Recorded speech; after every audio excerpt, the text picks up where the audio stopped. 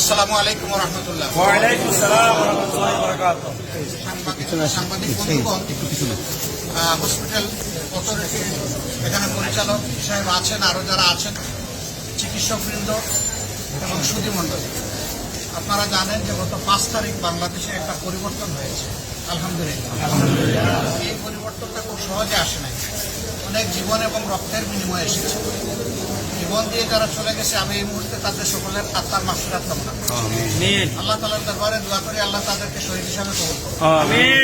আর যারা আহত হয়ে বেঁচে আছে, মহান মাবুদের দরবারে দোয়া করি আল্লাহ তাআলা তাদেরকে সুস্থতার নিয়ামত দান করুন। আমরা সারা দেশের মতো এখানেও যারা আহত হয়ে চিকিৎসাধীন আছেন চট্টগ্রাম মেডিকেল কলেজ হাসপাতালে, তাদেরকে দেখতে এসেছিলাম। সংগত কারণেই সকলের কাছে আমরা যেতে পারি। যাদের কাছে যেতে পারিনি তাদের জন্য আমাদের দোয়া থাকে। যাদেরকে দেখেছি তাদের সকলের মুখে হাসি দেখেছি আর সন্তুষ্টির একটা বাণী শুনেছি। তারা বলেছেন যে এখানকার চিকিৎসার উপরে তারা পুরোপুরি সন্তুষ্ট। তাদের এই সন্তুষ্টি আল্লাহ কবুল করুন। এবং এখানে চিকিৎসা সেবায় যারা নিয়োজিত আছেন, আল্লাহ তাআলা তাদেরকে তাইয়িব হায়াত দান করুন, তাদের যোগ্যতা বাড়িয়ে দিন এবং জাতির জন্য তারা আরো বেশি যাতে ভালো ভবিষ্যতে করতে পারে সেই তৌফিক দান করুন।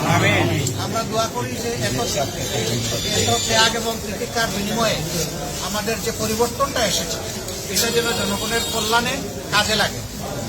একটা সরকার বিদায় নিল মানুষকে জ্বালাতন করে, আরেকটা সরকার যেন না আসে মানুষকে জ্বালাবার জন্য। আমরা চাই যে এই ধরনের সরকারের পুনরাবৃত্তি আর না হয়। আমরা আবারও এখানকার কর্তৃপক্ষ, বিশেষ করে আমাদের পরিচালক সাহেব, ওনাকে আমরা আমাদের পক্ষ থেকে বিশেষভাবে ধন্যবাদ জানাচ্ছি এবং এই রোগীগুলো ওনার কাছে আমানত আমরা রেখে যাচ্ছি।